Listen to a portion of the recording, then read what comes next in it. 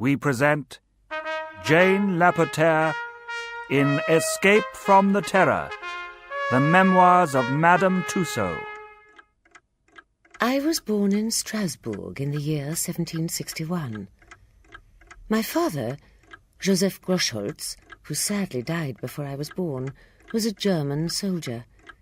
He served as aide-de-camp to General Wurmser in the 7 Years' War, and was so badly wounded that his forehead was laid bare to the bone and his lower jaw shot away. It was replaced by a silver plate. My father subsequently married the woman who was to be my mother, Marie Voltaire, a widow who already had 7 sons. The daughter of a Swiss clergyman, my mother was justly celebrated for her good looks. She came from a family remarkable for their longevity, and she herself lived to the age of 90. Her mother lived to be 104, and her grandmother to 111. About 2 months after the death of her husband, Madame Groschholz gave birth to a baby girl, myself. The first few years of my life, I lived with my mother in Bern, Switzerland.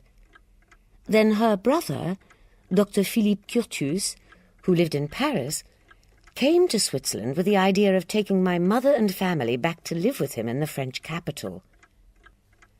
My uncle had been practicing his profession of medical doctor in Bern when, quite by chance, some portraits and anatomical subjects modelled by him in wax came to the attention of a French nobleman, the Prince de Conti.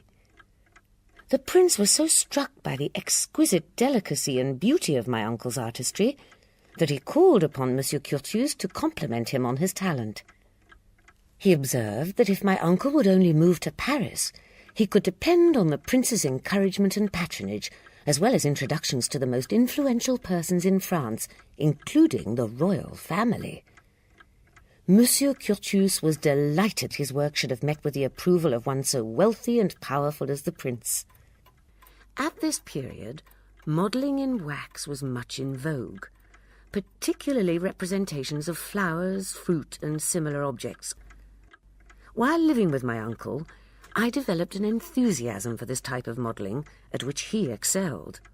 When I was about 10, he opened his famous Salon de Cire, or exhibition of wax figures, in which were displayed likenesses of many notable persons of the day.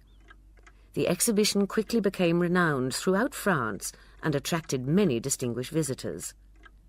In time, I was able to imitate my uncle's work so closely that it became almost impossible to distinguish between his work and my own.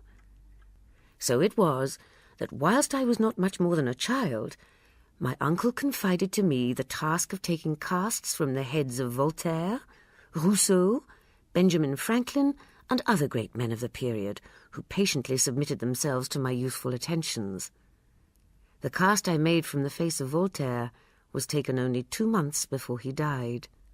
Monsieur Curtius later opened a second Waxworks exhibition, which he named La Caverne des Grands Voleurs, the Cavern of Famous Thieves, so called because it contained likenesses of the notorious criminals and murderers of the day, together with representations of their crimes and the punishments inflicted upon them in retribution.